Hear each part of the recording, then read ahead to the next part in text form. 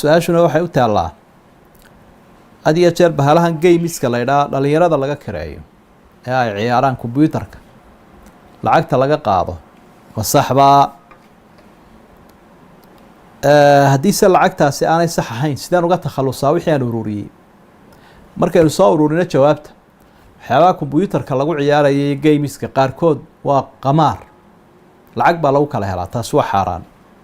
kuwa kalena waa waqti lumis ee aan lacagta lagu kala helayn, ama waxay kaa luminaysaa shaqadaadii diinta iyo shaqadii adduunyada iyo cibaadadii iyo caafimaadkii iyo waxbarashadii.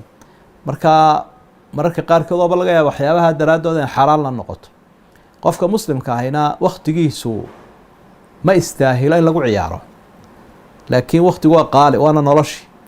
marka dhalinyarada iyo inaan ambinin, xaaraantana aan ka fogaano, wakti lumiskana aan iska dayno. dadka aad arkaysa adduunka dayax gacmeedka kiciye badiyo beriba quusay, waktigaasi ka faa'iideen inagu aynu ku ciyaarayno.